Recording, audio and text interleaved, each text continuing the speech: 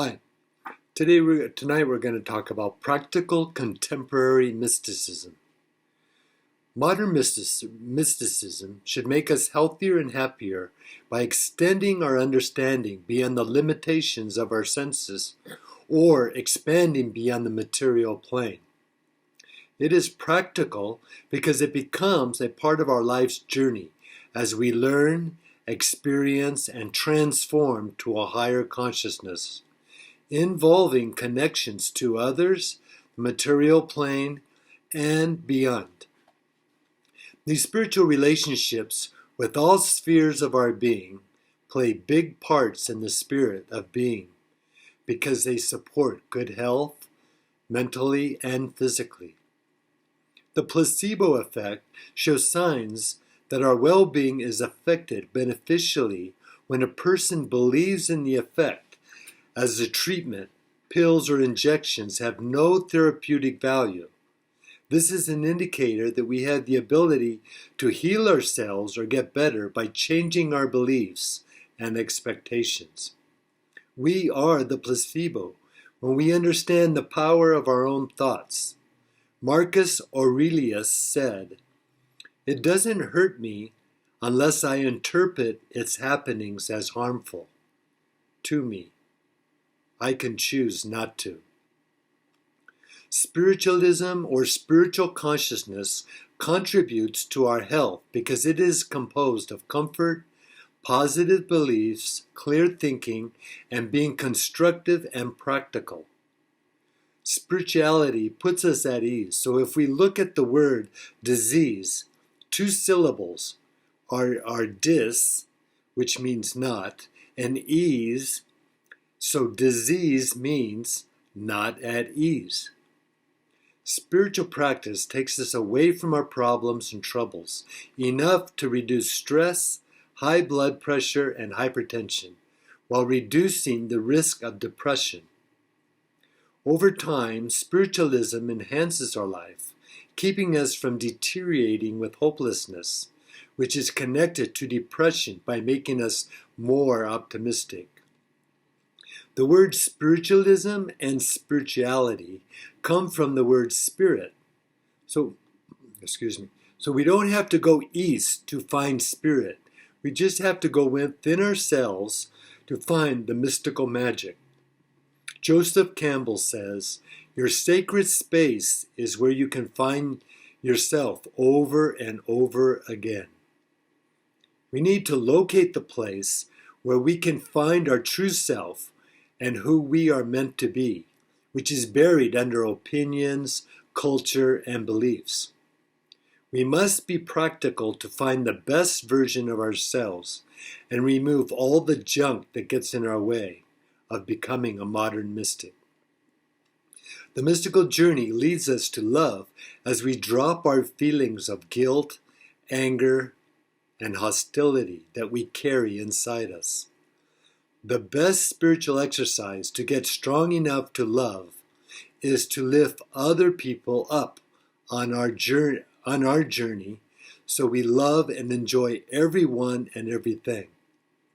Until we expand our love and compassion to everyone, we will not find the peace, stillness, and freedom and the magic of kindness.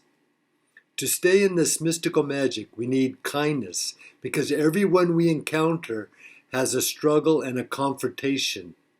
They are fighting inside and out. Therefore, rather than getting angry and putting others in their place, we follow the Amish proverb. Instead of putting others in their place, put yourself in their place. Jean-Jacques Rousseau said, "What wisdom can we find that is greater than kindness?" We have the ability to utilize and draw from an unlimited spiritual energy that can assist us in every domain of our life.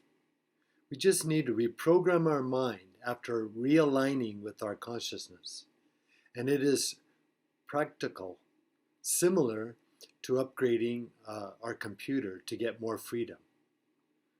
We can do it today and again tomorrow in a modern day approach to peace and happiness, where we learn to navigate the material and spiritual dimensions at the same time.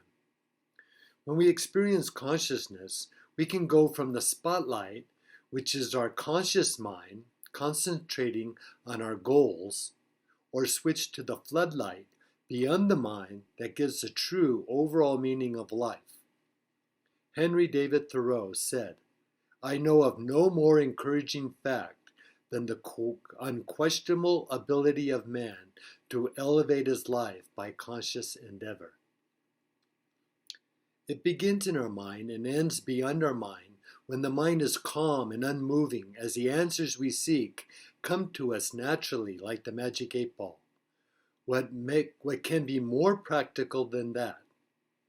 The hard part is to still and quiet the mind.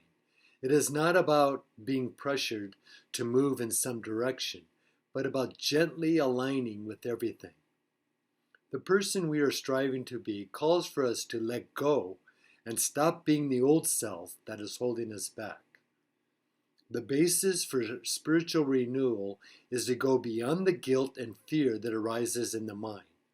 It is a precondition to transformation, so we need the spiritual experience.